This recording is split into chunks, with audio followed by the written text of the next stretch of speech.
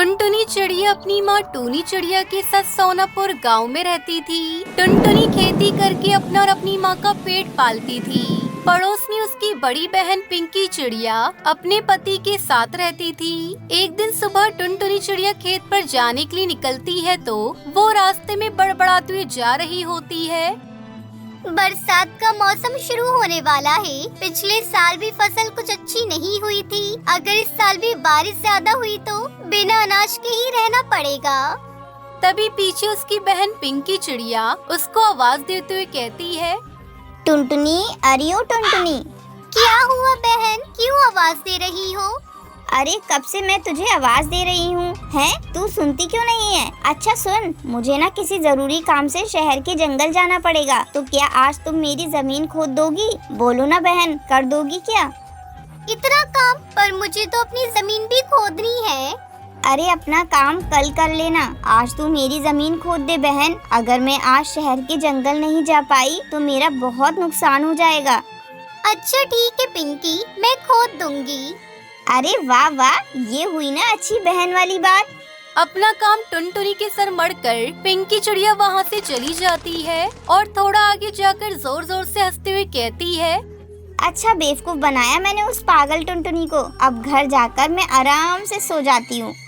बेचारी टुनटुनी सारा दिन पिंकी चिड़िया के खेत में खुदाई करती है और आलसी पिंकी घोंसले में आराम से सो रही होती है। रात होने के बाद पिंकी चिड़िया खेतों की ओर निकल पड़ती है। अपने खेत पर पहुंचकर वो चौंक जाती है।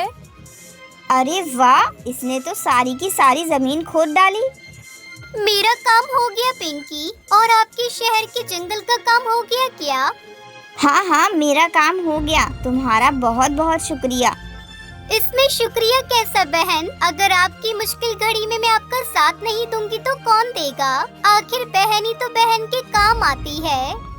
हाँ, ये तो तुमने बिल्कुल सही बात कही बहन।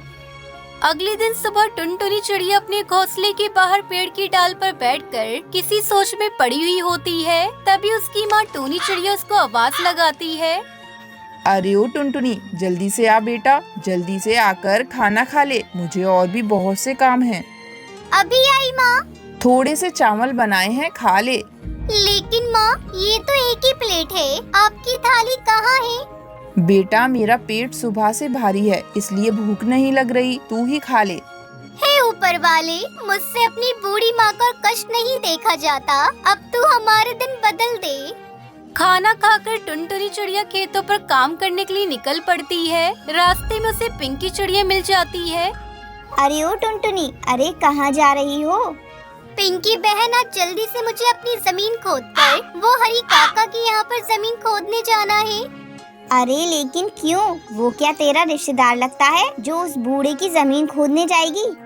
अरे नहीं नहीं, वो क्या है ना, उनकी उम्र हो गई है तो वो काम नहीं कर पाते, इसलिए उनकी मदद करने जाऊंगी। अरे ये सब तो उस बूढ़े की चाल है तुझसे काम निकलवाने की। और मेरी बात याद रख, सीधे और सच्चे बनकर कभी जिया नहीं जा सकता। पिंकी बहन, ये चालाकी और धोखेबाजी मुझसे नहीं होती। पिताजी की जमीन पर खेती करके जो फसल उगती है उससे मेरा मेरी माँ को गुजारा चल जाता है। और माँ हमेशा कहती है कि जब समय आएगा तो ऊपर वाला मुझ पर अपनी कृपा दृष्टि जरूर डालेगा। अरे जा जा, तू और तेरी माँ, तुम दोनों बस इसी भ्रम में रहना, बेवकूफ कहीं की। इसके बाद पिंकी चिड़िया वहाँ से चली जाती है। वहाँ सामने एक मंदिर होता है। टुनटुनी चिड़िया मंदिर की तरफ देखती है और कहती है, हे ऊपर वाले, हम पर भी अपनी कृपा दिखाना। एक दिन टुनटुनी चिड़िया नींद में होती है तो वो सपना देखती है कि वो कहीं दूर जंगल में जा रही होती है। तो वो थक हार के एक पेड़ के नीचे बैठ जाती है और वो पेड़ जादुई पेड़ होता है। जैसे ही वो पेड़ के नीचे बैठती है तो उसके ऊपर सोने की मोहरों की बारिश होने लगती है। फिर एकदम से टुनटुनी चिड़िया नींद से जाग जाती है। अरे सुबह हो गई। माँ कहती है सुबह के सपने सच होते हैं, तो इसका मतलब मुझ पर सचमुच सोने की बारिश होगी। अगर ऐसा सच में हो गया तो मैं माँ को ढेर सारी खुशियाँ दे पाऊंगी। अरे ओ माँ, माँ कहाँ हो? क्या हुआ टुनटुनी, सुबह सुबह क्यों इतना चिल्ला रही है? माँ, मैंने सपना देखा कि मेरे ऊपर सोने की मोहरों की बारिश हो रही है। तुम ही तो कहती हो ना कि सुबह के सपने सच होते हैं। पागल चिड़िया, अगर तेरे भाग्य में होगा तो तुझे जरूर मिल जाएगा। चल अब खाना खा ले। टुनटुनी चिड़िया सपने के बारे में सोचकर खुशी खुशी खेत पर काम करने के लिए निकल जाती है। रास्ते में उसे पिंकी चिड़िया मिलती है और उससे कहती है, टुनटुनी, मैंने आज सपना देखा कि खेत में एक मटका है जिसमें सोने से भरे मोहरे रखे हैं। अच्छा पिंकी, मैंने भी एक सपना देखा कि मैं पेड़ के नीचे बैठी हूँ और सोने की मोहरें मेरे ऊपर गिर रही हैं। पिंकी चिड़िया जोर जोर से हंसने लगती है। अब सपनों को सच मत समझना। फिर दोनों अपने अपने खेत पर खेती करने चली जाती है। टुनटुनी चिड़िया अपने खेत में खुदाई कर रही होती है कि तभी उसे घड़ा दिखाई देता है। अरे ये क्या है? घड़ा जरा खोल कर तो देखो। टुनटुनी चिड़िया वो घड़ा खोलकर देखती है तो उसमें ढेरों सोने की मोहरें होती हैं। फिर उसे याद आता है कि पिंकी ने कहा था कि उन्हें सपने में जमीन के नीचे सोने की मोहरें मिली थी। बेचारी टुनटुनी फिर अपना भोलापन दिखाती है और पिंकी को जाकर सारी बात बताती है। पिंकी बहन, आपका सपना भगवान ने पूरा कर दिया है। मेरे खेत में जमीन के नीचे घड़ा है जिसमें सोने की मोहरें हैं। आपने कहा था ना कि जमीन के नीचे से सोने की मोहरें निकलेंगी, इसलिए वो सब मोहरें तुम्हारी हैं। सुबह का सपना सच हो गया बहन। टुनटुनी चिड़िया पिंकी चिड़िया को मटका देकर चली जाती है। तभी पिंकी बहुत खुश होती है। ये तो पूरी बेवकूफी है। खैर मुझे क्या, मैं तो चलकर अपनी सोने की मोहरें ले जाती हूँ। आज तो मजा आ गया। पिंकी चिड़िया जैसे ही मटका खोलती है तो उसमें से मधुमक्खियाँ निकलती है। ये देखकर पिंकी चिड़िया को बहुत गुस्सा आता है और गुस्से में वो टुनटुनी चिड़िया के घर जाती है और उसकी झोपड़ी में छेद करके वो उस घड़े को उल्टा करके नीचे सो रही टुनटुनी चिड़िया पर डाल देती है। टुनटुनी की एकदम से आँख खुलती है तो वह हैरान रह जाती है। उसके ऊपर सचमुच सोने की मोहरों की बारिश हो रही थी। माँ देखो, माँ मुझ पर सचमुच सोने की मोहरों की बारिश हो रही है। माँ मेरा सपना सच हो गया। माँ ये क्या है? मधुमक्खियाँ सोने की मोहरें बन गयी। इसका मतलब सिर्फ घड़े के ऊपर ही मधुमक्खियाँ थी, लेकिन उसके अंदर मोहरें थी। हे भगवान, काश घड़े को उलटने से पहले एक बार मैं देख लेती। ये मुझसे कैसी भूल हो गई। मेरे हाथ से आती हुई लक्ष्मी चली गई। पिंकी चिड़िया को अपनी भूल पर पछतावा होता है तो वही टुनटुनी चिड़िया उसकी माँ खुशी से झूम उठते हैं।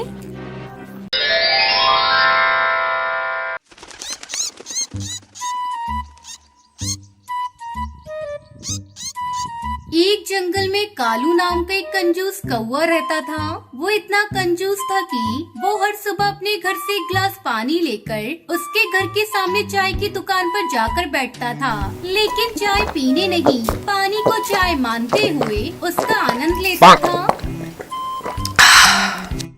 हर दिन इस चाय के पैसे की बचत मैं आराम से कर लेता हूँ। बचत ही बचत। खड़ूस कहीं का, एक दिन जरूर इसकी कंजूसी का कोई तोड़ होगा। तब तक आप लोग कमेंट में बताएं 70 into 7 कितने होते हैं। कुछ देर बाद कालू कौवा घर पहुंचा और देखा कि उसका पड़ोसी बंटी कबूतर बाहर बैठे जोर से अखबार पढ़ रहा था। वाह भाई वाह, आज अखबार खरीदने की जरूरत ही नहीं है। मुफ्त में समाचार पूरा आराम से सुनने को मिल रहा है। और तो और बाहर ताजी हवा खाकर आराम से समाचार सुनने का मजा ही कुछ और है। ऐसा कहकर कालू कौवा एक डाल पर बैठकर मौसम का आनंद ले रहा था। अचानक से कालू कौवे की नजर उसके आम के पेड़ पर गई। उस पर एक बड़ा आम निकल आया था। उसे देखकर वो बोला, हाय ये क्या? इसे तो मैंने आज से पहले कभी नहीं देखा। ये तो बड़ा स्वादिष्ट दिख रहा है, लेकिन इसे तोड़ना मेरा तो दिल नहीं मान रहा है। अगले दिन जब कालू कौवा आम को देखने बाहर आया तो देखा कि वो आम तरबूज से भी बड़ा हो गया। ये देखकर वो हैरानी से बोला, ये क्या? एक दिन में इतना बड़ा? और कुछ दिन बीत जाने पर और कितना बड़ा होगा? ये कहकर उस आम को बिना तोड़े कुछ और दिनों से रहने दिया। इस प्रकार वो आम बढ़ते बढ़ते एक बड़ा आम बन गया। ये देखकर अरे रे रे रे, मेरा प्यारा फल, आम का फल, दिल गार्डन ही गार्डन हो गया। पड़ोस में टुनटुनी और पिंकी नाम की दो बदमाश चिड़िया रहती थी। जब उनकी नजर अपने काका के आम के पेड़ पर गई तो अरे पिंकी, देख तो सही, ये आम कितना बड़ा है। हाय रे टुनटुनी, तो फिर क्या इरादा है? आज रात इसे किसी भी तरह तोड़ना है। ये कहकर उस रात दोनों कालू कौवे के घर जाती है। इतने में कालू कौवा उन दोनों को देख लेता है। अबे बंदर की पूछ, तुम्हें मेरा ही पेड़ मिला, चल भाग जा यहाँ से। ये कहते हुए लकड़ी लेकर उन दोनों चिड़िया को भगा दिया। उस दिन के बाद से कालू को आम के पेड़ के पास बैठकर उसकी चौकीदारी दिन रात करने लगा। परंतु टुनटुनी और पिंकी बिना हार माने अलग अलग प्लान करके आम चुराने का अन्य प्रयत्न किया करते थे। इस प्रकार एक दिन कालू को थकान के कारण अचानक सो गया। इस मौके का फायदा उठाते हुए टुनटुनी और पिंकी दीवार कूदकर आम की चोरी करने आए। कालू को वो छोटी सी आवाज से तुरंत ही जाग गया और लकड़ी लेकर उन दोनों की पिटाई करने गया। तो इतने में इस पेड़ पे बंदरों ने आकर उस स्वादिष्ट और मीठे आम को एक तरफ से पूरा खा लिया। ये सब टुनटुनी ने देखा तो ओ कालू काका, जरा पीछे तो देखो, तुम्हारे प्यारे आम की क्या हालत हुई है। कालू को वो पीछे पलटकर देखता है तो उसके होश उड़ गए। ना तो खुद खाया और ना ही किसी को खाने दिया और बंदरों के हवाले कर दिया। कंजूस काका, देख लिया ना अपनी कंजूसी का नतीजा। चल पिंकी, अब हम दोनों चलते हैं यहाँ से। ये कहकर टुनटुनी वहाँ से चली जाती है और बेचारा कालू कौवा अपना सर पकड़कर वहीं बैठ जाता है और अपनी कंजूसी पे बहुत पछताता है।